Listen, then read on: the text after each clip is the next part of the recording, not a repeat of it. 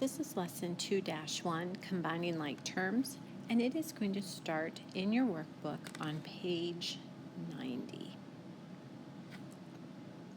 This is example number 1 on page 90, and it says Gianna has 36 yards of fabric to make sets of matching placemats and napkins. How many matching sets can she make? Well, we know it's going to take 1 1/3 yards for one placemat, but I want sets of placemats. And I'm not sure how many sets. So I'm going to use the variable x to stand for the sets. So we need 1 1/3 for every set. And 1/6 of a yard for one, but we want sets. So 1/6 of a yard for every set. And we know together that has to give us the 36 yards that Gianna has. So you are going to pick up your calculator and you're going to use your mixed number key. You're going to take 1 1/3 for the placemat plus 1/6 for the napkin. And together, that's 1 1/2 yards for one set. But we want lots of sets. And that's going to be 36. To solve this, I have to think 36 needs to be divided by these sets of 1 1/2 yards. So if I could just take 1 1/2 and divide it off of both sides, I think we might be in business. 1 1/2 divided by 1 1/2 is gone, and my number of sets will be whatever 36 divided by 1 1/2 is. And again, you're going to use your mixed number key on your calculator. And it comes out to be 24 matching sets of napkins and placemats. This is the try it on the bottom of page 90. So this lesson is all about combining like terms, things that are going to have the same variable. So up above we had matching sets. We called that X. Because we had an X on the napkin and we had an X on the placemat, we were able to combine those into one larger set. All right, so we have Selena here. And Selena spends $53.94 to buy a necklace and bracelet set for each of her friends. And we know that each necklace costs $9.99 and each bracelet costs $7.99. How many sets did Selena buy? So we're going to go ahead and combine some like terms. We know that the necklace costs $9.99 for one, but we want multiple sets. They said to use S. And we know that the bracelet costs $7.99 for one, but we want multiple sets. So we used S, which is what they told us to use. So if we combine $9.99 and $7.99, we will get $17.98 for every set. And we have a total of $53.94 to spend. So I think if we do this correctly, we should take $53.94, the total, divided by one of our sets will give us how many sets we need. All right, I want you to go ahead and stop me, find this out, and come back for checking.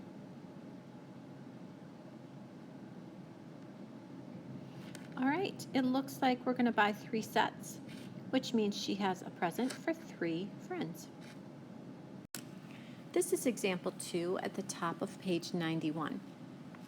Celine bought a computer screen on sale for 35% off of the original price. what was the price of the computer screen before the sale? Okay, so we have a lovely representation here. We actually had one on example 1 as well. This is called bar notation. And we have the total price as P. And notice it takes up this entire space. And the total price is made up of two things. It is made up of what you pay and how much you saved. Together, those are the original price. Now, you're going to notice that they took 35% off. That means that they're going to take 35% of the original price. Of means to multiply. So all this is showing me is it's 35% of the original price, and they changed the percent to a decimal. Okay, so this is the sale price, plus this is how much you've saved, and together that's going to equal the original price. So if I start with the original price and I take away, because I'm up at the cash register, and the cashier takes away what I've saved, what I'm left with is what I have to pay. What I have to pay is $130. You have an invisible number right here in front of this P. There's actually a 1. Ooh, my 1 got a little out of control. Let me try that again.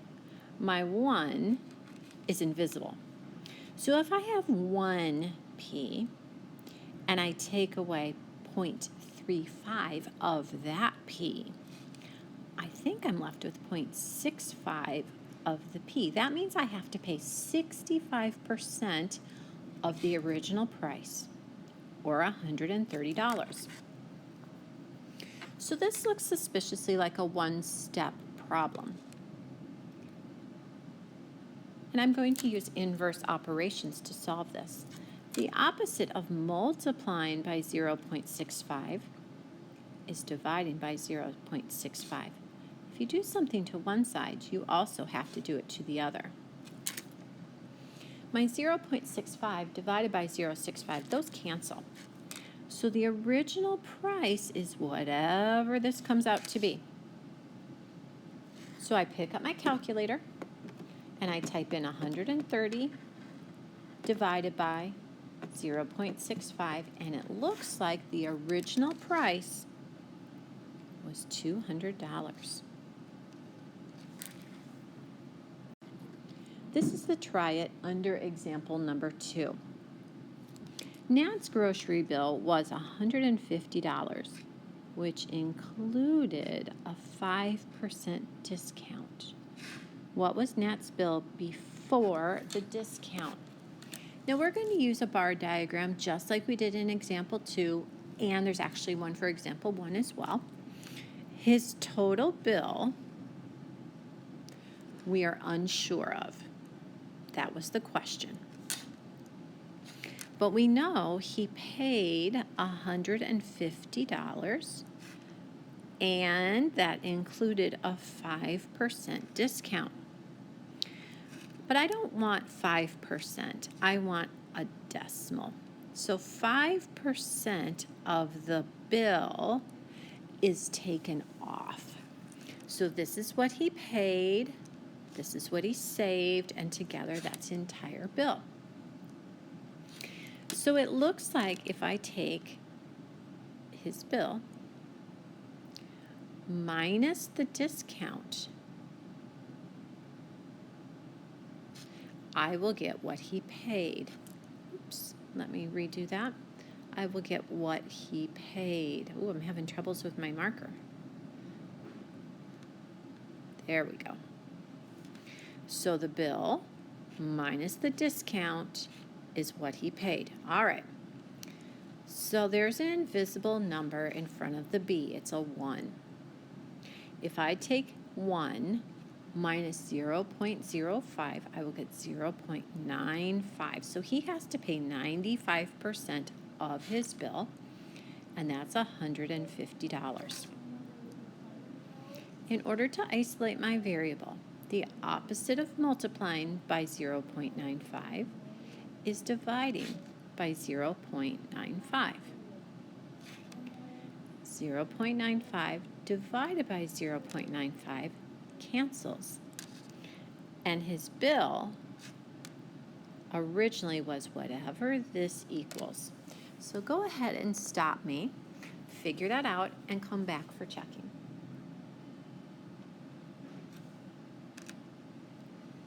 All right, 150 divided by 0.95 gives me an original bill of $157.89.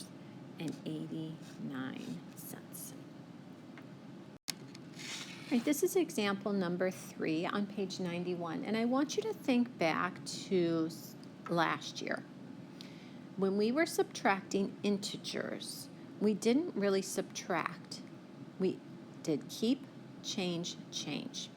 And that's going to be important again this year, because if we don't, we're going to lose a negative somewhere. So let me get a marker. I am going to keep negative 3.5y. I'm going to change that subtraction sign to addition. But I can't make that change unless I also change positive 6.2y into negative 6.2y equals negative 87.3. So I did keep, change, change. Now I have two variables that are the same. They're both y's. So I'm just going to count up how many y's I have. I have negative 3.5, so I'm using my calculator, negative 3.5, and negative 6.2. I have a grand total of negative 9.7 y's, and on the other side I had 87.3. In order to isolate my variable, I think about what's the opposite of multiplying by negative 9.7, and that would be dividing. Don't drop your negative. If you divide by negative 9.7 on one side, you need to divide by negative 9.7 on the other. The negative 9.7s on the left cancel, and y is whatever this is. So you take negative 87.3 divided by, don't drop your negative, negative 9.7, and your answer is 9. All right, these are the triads at the bottom of page 91. I'm going to do keep, change, change with you, and then I'm going to ask you to stop me, do the work, and then come back for checking. All right, so if I see subtraction, I'm going to do keep, change, change. I am going to keep negative 1/4 d. I'm going to change subtract to add. I'm going to change positive 2/5 d to negative 2/5 d equals 39. All right, your job is to combine your like terms, isolate your variable, and solve. But before you do that, let's do the next one. I'm going to keep negative 9.76d. I'm going to change subtract to add. I'm going to change negative 12.81 to positive 12.81. D equals 8.54. Your job is to combine your d's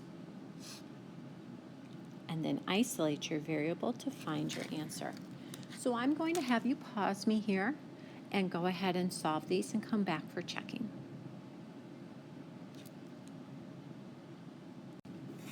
All right, when I combined negative 1/4 and negative 2/5 on my calculator, oh, wrong color, I have negative 13/20 d's on this side and 39 on that side. The opposite of multiplying by negative 13/20 is dividing by negative 13/20. Don't drop that negative. If you divide one side, divide the other as well.